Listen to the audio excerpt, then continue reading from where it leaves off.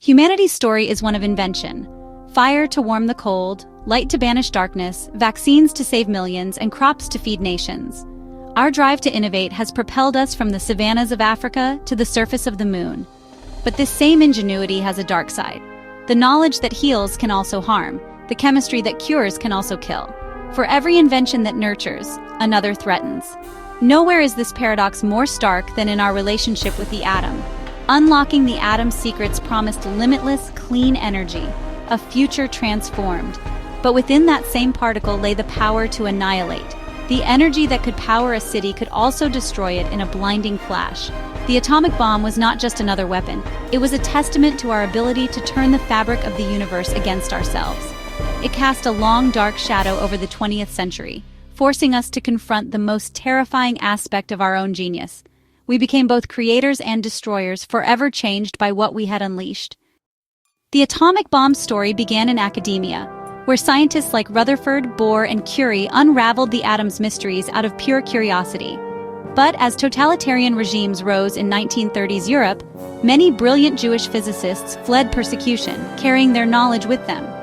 In 1938, Otto Hahn and Fritz Strassmann split the atom in Berlin, and Lisa Meitner and Otto Frisch named the process nuclear fission. The implications were immediate. A chain reaction could unleash unimaginable power. As war loomed, the fear was clear. What if Hitler's scientists got there first? The possibility of a nuclear-armed Third Reich set off a desperate race. The pursuit of knowledge had become a matter of survival. The world's fate now hinged on who would unlock the atom's destructive potential first. Science had crossed a threshold, and there was no turning back. The nuclear age had begun. Fearing a Nazi atomic bomb, physicists Leo Szilard and Eugene Wigner urged Albert Einstein to warn President Roosevelt. Roosevelt listened, launching what became the Manhattan Project, an unprecedented secret effort to build the bomb. Under General Leslie Groves and scientist J. Robert Oppenheimer, the project gathered the world's brightest minds in remote Los Alamos, New Mexico.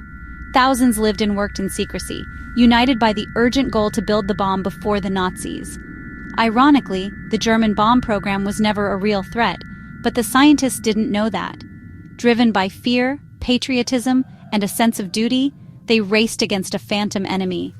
The project fostered intense collaboration and innovation, solving problems no one had faced before.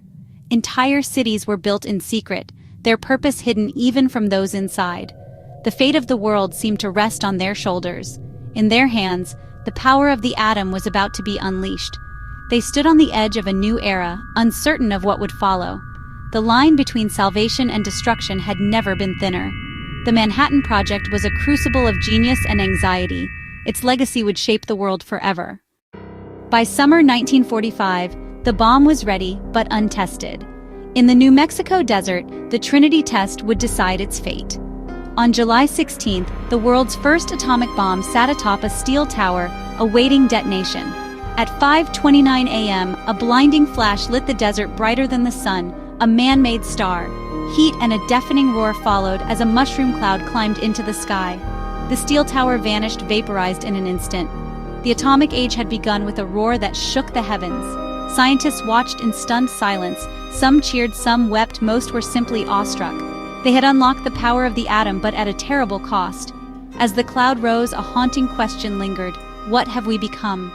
The dawn they created was both triumphant and terrifying. Humanity had crossed a threshold it could never uncross. The world would never be the same.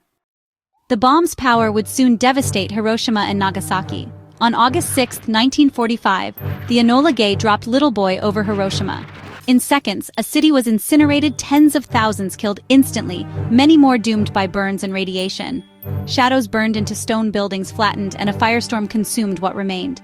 Survivors, the Hibakusha, wandered a nightmare of ash and ruin, scarred for life. 3 days later, Nagasaki suffered the same fate. Another bomb, another firestorm, more lives lost. The war ended, but a new fear was born. Humanity now held the power to destroy itself. The images of Hiroshima and Nagasaki became a permanent warning. Nuclear war was no longer theoretical, it was a reality etched in suffering. The world could never forget what had been unleashed. The atomic bomb's legacy was written in fire and shadow. J. Robert Oppenheimer, the bomb's scientific leader, watched the Trinity test and recalled the Bhagavad Gita. Now I am become death, the destroyer of worlds. His words captured the deep ambivalence of the scientists, pride in achievement, horror at its consequences. They had built the bomb to stop Nazi Germany, but it was used on a defeated Japan. The moral clarity had vanished, replaced by regret and doubt. Oppenheimer became a vocal advocate for nuclear restraint, warning against an arms race.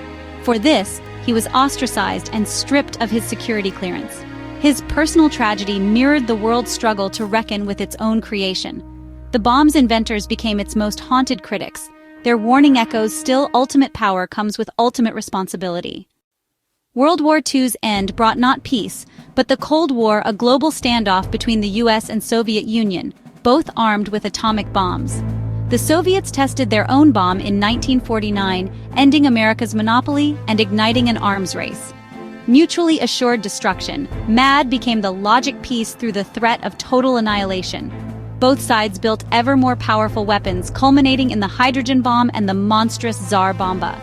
By the Cold War's peak, tens of thousands of warheads could destroy civilization many times over. School children practiced futile duck-and-cover drills. Families built fallout shelters. The world lived under a nuclear shadow survival dependent on leaders' restraint. The planet was wired for instant destruction. Our own ingenuity had created a doomsday machine. The peace was fragile, the threat ever-present. Humanity's fate hung on a hair trigger. The atomic bomb had changed the rules of existence. The Cold War's true terror was how close we came to nuclear disaster, often saved by luck or individual courage. The Cuban Missile Crisis in 1962 brought the world to the brink, as US and Soviet leaders faced off over missiles in Cuba. For 13 days, nuclear war seemed imminent. A Soviet submarine captain nearly launched a nuclear torpedo, but Officer Vasily Arkhipov refused. His decision may have saved the world. In 1983, a Soviet computer error falsely signaled a US missile attack.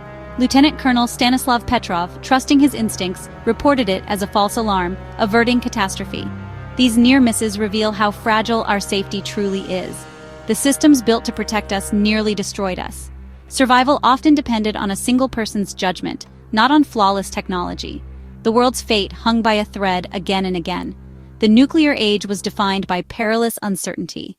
We survive by chance, not design.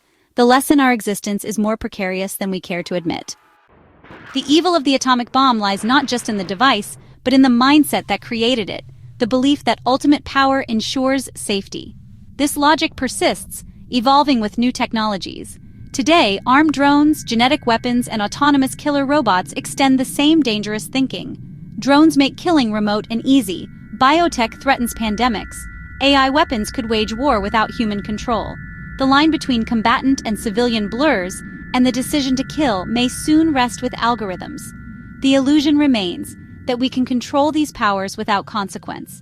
From the atom bomb to AI, our genius risks becoming our undoing. The story of nuclear weapons is a warning, not just a history lesson. The choices we make now about technology and ethics will decide our future. Will we choose annihilation or finally value life above all else? The answer is still in our hands.